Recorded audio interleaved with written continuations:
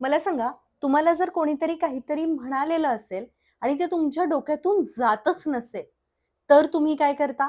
ती मला असं कसं म्हणाली? तो मला असं म्हणूच कसं शकतो? मी असं वागलेलं नसताना देखील सगळेजण मला असं का करतात? हा असा नुसता विचारच करत बसता, की काही उपाय देखील करता?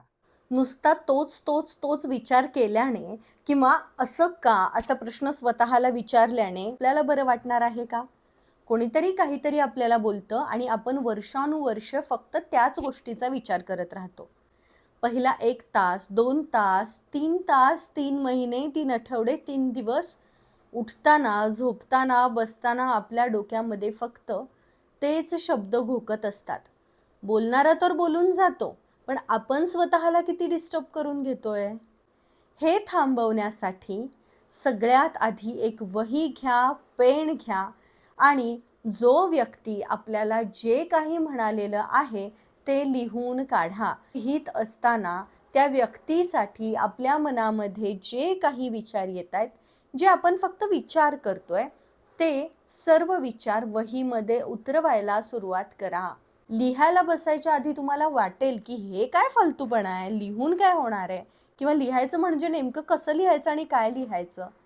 पण माझ्यावर विश्वास ठेवा, एकदा का तुम्ही लिहायला सुरुवात केलीत, की तुमच्या मनातला सगळा राग, सगळी नकारात्मकता त्या वहीच्या पानावरती पूर्णपणे निघून जाईल. सुरुवातीला वाटेल काय लिहायचं, पण एकदा का लिहायला सुरुवात केली, की मनातलं सगळं आपोआप बाहेर पडेल. तुम्ही स्वतःला थांबवू शकणार नाही.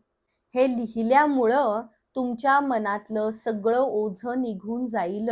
एखादी व्यक्ती आपल्याला काहीतरी बोलते, आपल्याला त्रास देते आणि जेव्हा आपण तोच विचार करत बसतो, त्यावेळेला तो कधीच विचार थांबत नाही. त्याच्यामध्ये दिवसेंदिवस आणखी जास्त विचार भर घालत जातात. पण ज्यावेळेला आपल्याला खूप त्रास होत असतो आणि कोणीतरी आपल्याला काहीतरी म्हटलेलं असतं, ते लगेचच्या लगेच ज्या त्या वेळेला लिहून काढलं, की तो विषय तिथंच थांबतो. ते लिहिलेलं पान नंतर तुम्ही फाडू शकता, फेकू शकता, जाळून टाकू शकता. पण त्यावेळेला ते लिखाण त्या वहीमध्ये उतरणं खूप गरजेचं असतं. कारण त्याशिवाय आपल्याला अजिबात छान वाटणार नाही.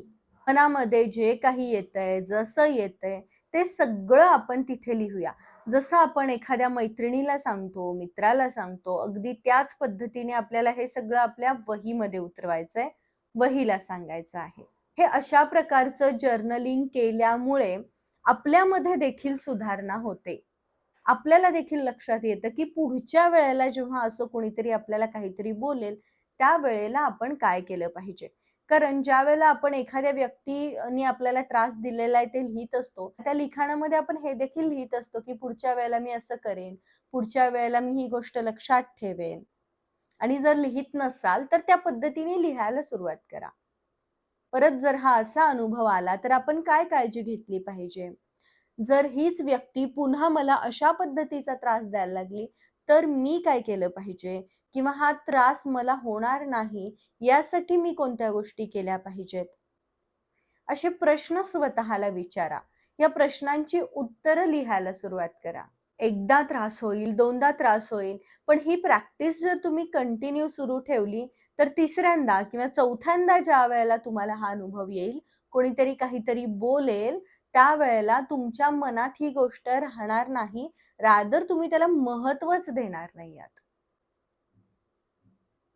हा जो पेशन्स आहे किंवा ही जी स्वतःला ओळखण्याची ताकद आहे, ही लिखाणातून येईल. बघा, ज्यावेळेला समोरची व्यक्ती आपल्याला काहीतरी बोलते, त्यावेळेला जर आपण खरंच चुकीचं वागलो असू, तर आपल्याला वाईट नाही वाटत किंवा आपल्याला फरक नाही पडत. पण ज्यावेळेला आपण तसे वागलेलो नसू आणि जर कोणीतरी आपल्याला काहीतरी बोलतं, त्यावेळेला मात्र आपल्याला त्रास होतो. पण जर आपण स्वतःला हा प्रश्न विचारला, की खरंच ते जे म्हणतायत तसं मी केलंय का? नाही. मग त्या व्यक्तीला मला सिद्ध करायची काहीच गरज नाहीये.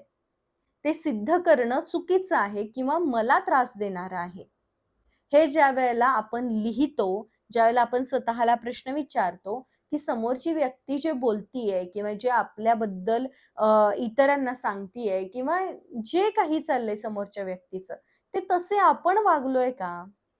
बरं आपल्याला हे त्या व्यक्तीला सिद्ध करणं गरजेचं आहे का? बरं गरजेचं आहे तर का गरजेचं आहे? हे सगळं लिहून जेव्हा आपण काढतो, त्यावेळेला आपल्या लक्षात येतं, की ती व्यक्ती जे बोलली आहे ते जर मी माझ्यापर्यंत घेतलं तर मला त्याचा त्रास होणार आहे. नाहीतर ते तिथूनच परत जाणार आहे. आणि म्हणून सर्वात आधी जे काही त्या व्यक्तीबद्दल वाटतंय ते लिहून काढा. त्यानंतर स्वतःला असे अनेक प्रश्न विचारा. आता तुम्हाला मी जे काही प्रश्न सांगितले त्या प्रश्नांची उत्तरं तुम्ही लिहून बघा. बघा एखादा इन्सिडेंट आठवा किंवा अलीकडे जर तुमच्यासोबत असं काही घडलं असेल, तर हा प्रयोग करून बघा. लगेच वही पेन घ्या आणि लगेचच लिहून काढा. आणि जे काही प्रश्न आत्ता मी विचारले, ज्या प्रश्नांची उत्तरं आत्ता मी लिहायला सांगितली, ती सगळी प्रश्नांची उत्तरं देखील लिहा. आणि त्यानंतर हे जे काही चाललेलं आहे, यातून बाहेर पडण्यासाठी मला काय केलं पाहिजे? मी माझ्यात कोणते बदल केले पाहिजेत?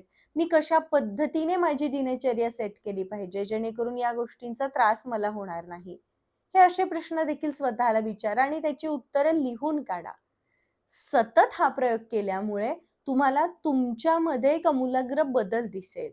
एक चमक दिसेल तुमच्या व्यक्तिमत्त्वामध्ये. हे ऐकायला फार छोटं वाटेल किंवा याने काय होणार आहे म्हणून आपण हे करणार देखील नाही. व्हिडिओ बघून कदाचित तुम्ही सोडून द्याल. पण असं करू नका. एकदा हा प्रयोग करून बघा. तुम्हाला खूप जास्त हलकं वाटेल आणि तुमच्या व्यक्तिमत्त्वाला नक्कीच उजाळा मिळेल. आजचा हा व्हिडिओ शेवटपर्यंत पाहिलात त्याबद्दल धन्यवाद. खूप कृतज्ञता. पुन्हा भेटेन अशाच एका विषयासोबत. तोपर्यंत आज जे काही मी व्हिडिओमध्ये सांगितलंय ते करून बघा आणि स्वतःची काळजी घ्या.